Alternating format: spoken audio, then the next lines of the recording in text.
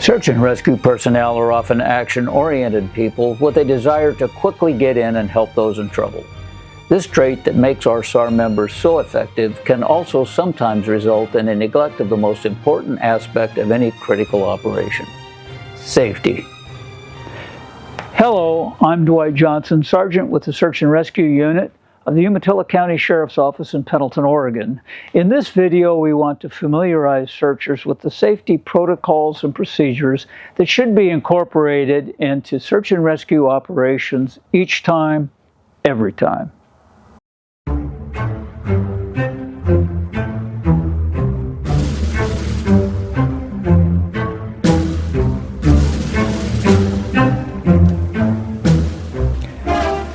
You know, every organization has a culture.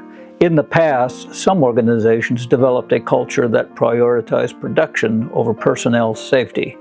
This became true in the wildland fire agencies immediately following World War II. As a result, these agencies suffered several significant fatalities that caused them to rethink their programs and priorities and change their culture. They learned that having a can-do attitude does not benefit the mission when accompanied by personnel accidents. When looking at the culture of your organization, is it dictated from the top down? Is it just a reliance on common sense? Are safety mitigations a reaction to events? Are you not letting risk get in the way of the mission? Then you have an old-style traditional view of safety similar to those held by wildland fire agencies of the past. A risk management approach is characterized by a methodical system where safety is an integral part of the operation. It is proactive and involves all personnel. We in Search and Rescue need to ensure that we embrace the risk management culture. It starts with an acceptance that safety is not for wimps. It's not just common sense, not just something that command worries about, and not just a motherhood and apple pie word. Safety should be a way of thinking throughout all levels of the organization. It should be a critical component incorporated into all our strategies and tactics. It should be our culture. Safety success on a SAR operation means that everyone gets home uninjured, ready and able to respond to the next call-out. The welfare of our searchers is our #1 priority. Not only do search commanders care about their personnel, but it also compromises whatever mission we are undertaking when a searcher is injured. So our #1 incident objective on any search mission should always be to ensure, as best we can, the safety of every searcher. This should be incorporated into any ICS 202 incident objectives that your management team creates.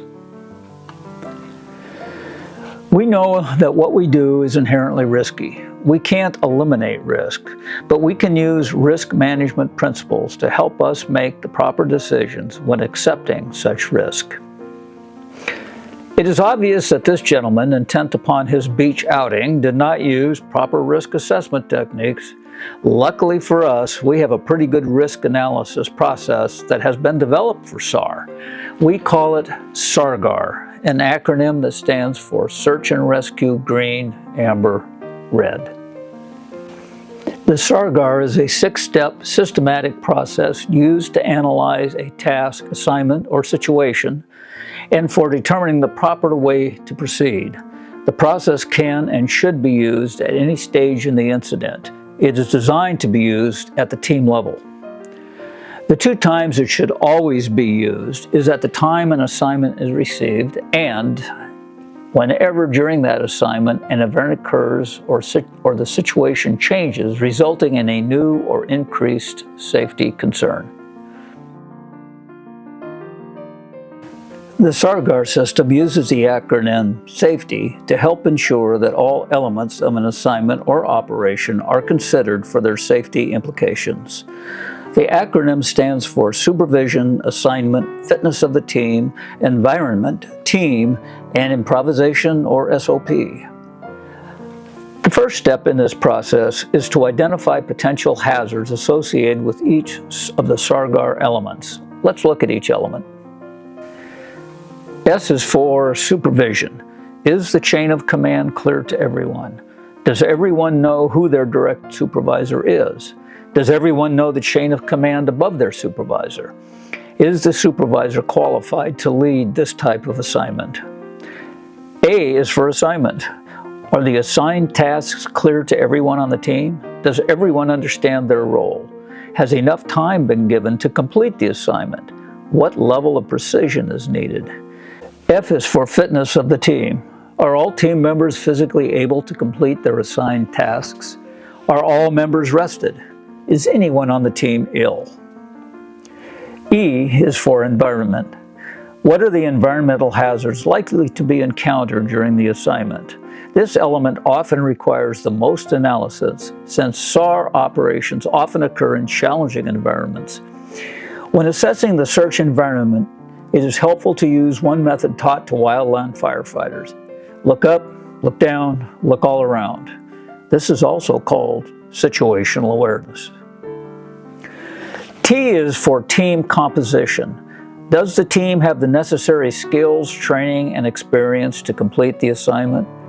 Is the team sized and equipped appropriately? Can the team operate cohesively? Are there personnel conflicts that need to be resolved? I is for improvisation. Are our tactics among those commonly used for such situations, or are we having to invent on the fly? If we are improvising, have we carefully considered the safety of our improvisation? Has it been carefully considered? Are there alternatives? Does everyone know what the improvisation is? A quick note, some agencies reverse the meaning of the F and the T in the acronym. It does not matter which system is used, as long as everyone is on the same page and all hazard elements are considered. The next step in the SAR-GAR process is to assess the risk for each element. Risks are categorized in one of three levels: green, amber, or red, the GAR of SAR-GAR. Green risks are good-to-go risks. Nothing needs to be done, the risk is acceptable, or there are no significant risks, and the team can proceed. Amber risks are those where there is a concern and the risk needs to be discussed in more depth and mitigation measures might be considered. The team can proceed once this process is completed at the discretion of the team. Red is a risk that appears unacceptable as presented and is a no-go unless acceptable mitigations can be devised. If the team thinks the risk can be mitigated, the team should consult the chain of command before proceeding. This matrix is a system used in aviation and other disciplines to help with the risk assessment. It is color-coded similarly to the GAR system to reflect measurement of the risk. Events are categorized by their probability, that is, how likely are they to occur, and their consequences, that is, how significant will the consequences be if the event does occur, both to the team members and to the mission, that is, the incident objectives. With each amber or red, risk versus gain needs to be factored in next, because many risks can be mitigated but not eliminated. Whether to accept the risk depends upon the effectiveness of the mitigation and the expected gain. Gain is normally measured in terms of victim life-saving or injury prevention. It makes no sense to accept a risk when the gain is inconsequential to the incident objectives. The next step is to consider mitigations. Are there any risk control options available? Each incident will invariably present unique hazards that may or may not leave mitigation options. Other hazards are common to many incidents and risk control tactics have already been devised. Mitigations for supervision concerns might involve decreasing span of control by breaking one team into two, or adding strike teams or divisions into an incident. It might mean designating a different team leader who is more familiar with a particular skill or tactic. Assignment complexity mitigations might include requesting a delay in deployment to provide more time for analysis and detail identification. Assignment modifications might be made or time allotted for completion increased. Team fitness might be mitigated by reassigning personnel or providing for some rest time prior to deployment. Environmental mitigations are as varied as the hazards. They might include placing a rope line for footing, requiring trekking poles, using specialized PPE, posting lookouts, and delaying or otherwise changing the deployment time. Team composition might be mitigated by bringing in additional team members or providing specialized equipment such as PFDs or rescue harnesses. And are you improvising? If so, sit down, take a pause, and re-examine your tactic. Is it sound? Are there safer alternatives? Once the mitigations are identified, the next step is the execution decision. Is it a go or no go? Are the risks still a red, or have they been mitigated to a green or amber? And is the risk worth the gain? If a risk is still considered a red, but the team feels the risk has been mitigated and or that the gain is worth the risk, and the team recommendation is to execute, the team leader should consult with the chain of command before executing. If the decision is to execute, to go, the final step is to monitor.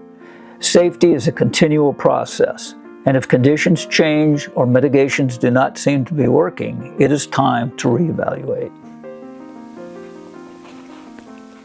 The best way to conduct a SAR-GAR is for the team leader or experienced team member to go through the elements using a SAR-GAR card. Everyone circles up and weighs in individually with their assessment of the hazard and any mitigation strategies. The SAR-GAR facilitator should ask for assessments from each member of the team, starting with the most inexperienced personnel to the most experienced. This helps ensure that actual concerns of inexperienced team members get voiced. Inexperienced members might not bring up a concern if not brought up by more experienced searchers. Ironically, it is not unusual for inexperienced personnel to see things that experienced personnel do not. The familiarity breeds contempt idea. When conducting a SAR-GAR, it's best to use a SAR-GAR card to ensure that none of the elements are missed. There are a variety of cards available. Each team member should carry a card and follow along with their own cards during the process. This way, each searcher reviews the elements and process and can double-check that nothing has been missed. The best time to conduct an assignment time SAR-GAR is after the operational briefing. Many team leaders prefer to conduct the SAR-GAR at the deployment site so that the search environment can be assessed firsthand. There are some basic principles that are always incorporated into the SAR-GAR process. Do not accept risks that you do not believe have been adequately mitigated and for which the gain is worth the risk. Make sure to mitigate ambers and reds. Any unmitigated risks should be accepted by all team members before executing. Red risks should be executed only with permission from the chain of command. Team members must understand that everyone is a safety officer, from the least to the most experienced team member, from the highest to the lowest of the chain of command. All have the ability and the duty to call a halt to search operations when a safety issue is perceived. Any team member can and should call for a SAR-GAR if they perceive conditions have changed and team safety is compromised. Another important principle: if a single team member categorizes a hazard as red, it is a team red. Any amber and red risks should normally be mitigated if the team is to execute. Let's talk briefly about environmental hazards. First, each season presents its own set of hazards. In the summer, heat exhaustion, stroke, dehydration, steep terrain, loose rocks and grass, windfalls, rain, snags, lightning, wind events, animals, rattlesnakes, bee stings are all common hazards encountered by searchers. Can you think of any others in your area? In winter, hazards change significantly, and many require altogether different mitigations. Hypothermia, frostbite, tree wells, avalanches, slippery roads, and rotten spring snow are some of the common hazards encountered. Can you think of any others? There are several special situations that we will briefly touch on that present significant hazards to search operations. In the winter, avalanches can be of considerable concern in the mountains of Oregon. Avalanche safety and avalanche rescue are complex, specialized topics that require many hours of training. To touch on the major points, avalanches can present extreme hazards to searchers, whether on foot or snow machines. The most dangerous slopes are normally between 30 and 60 degrees. Weak layers are caused by snow settling, crusting, or snow crystals degrading into particles, sometimes referred to as corn. New snow on top of these layers can be prone to sliding. In addition, snow loaded on a slope by wind, or snowy slopes with a lack of anchors beneath, such as provided by forests or large rock outcroppings, result in an increased risk of avalanches. Searchers who expect to work in avalanche-prone areas should seek additional training on this topic. Another special situation that searchers may encounter is working near water. Floods are a common incident requiring SAR response that often result in SAR personnel being exposed to water hazards. Moving water is a special concern. PFDs must be worn during flood response when working in the proximity of moving water. Swiftly moving water can be dangerous, even at shallow depths, and can carry a searcher into deeper water filled with hazards. When wearing PFDs, make sure to use the correct type and size, ensuring that the fasteners are correctly secured per manufacturer specifications. If moving water must be crossed, such as a creek, searchers should loosen their packs so they can be readily jettisoned. Searchers are encouraged to seek out their marine enforcement or swiftwater rescue units for more training in water safety. Fatigue is a killer. Fatigue is a factor only recently recognized as highly significant. Wildland firefighting agencies now have strict work rest guidelines in place due to this factor. For SAR, fatigue is a huge problem. The number one injury accident associated with SAR incidents is the motor vehicle accident. Most MVAs on SAR incidents are caused by fatigue. Studies have shown that fatigued drivers can be just as impaired as intoxicated drivers. Always make sure that the driver is rested and able to drive safely. Consider using designated drivers or simply delay the drive home. There are many other special situations that searchers may encounter. Many are unique to the areas in which the search occurs. Forest fires, poachers, drug production, camps of wanted persons, animals, tornadoes are just a few.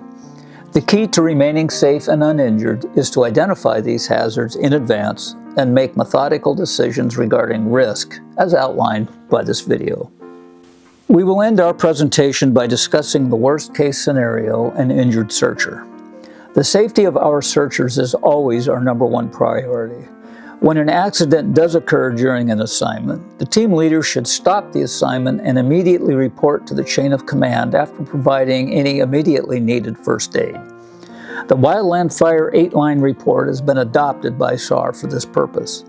This is deemed an incident within an incident, and the injury of the searcher will normally be considered the priority, with incident personnel diverted to the scene as needed by operations. We sincerely hope this never happens during your SAR career. By practicing the techniques described in this video, such cases should be few and far between. So let's conclude by asking again, what is your safety culture? I sincerely hope this training has helped you to become more aware of how important safety is and how important it is to have safety embedded into your organizational culture. I hope you found this video informative and are leaving with some tools that will help keep you safer during search and rescue incidents. Thank you for being part of your local SAR organization. This is Sergeant Johnson wishing you effective and safe search and rescue operations.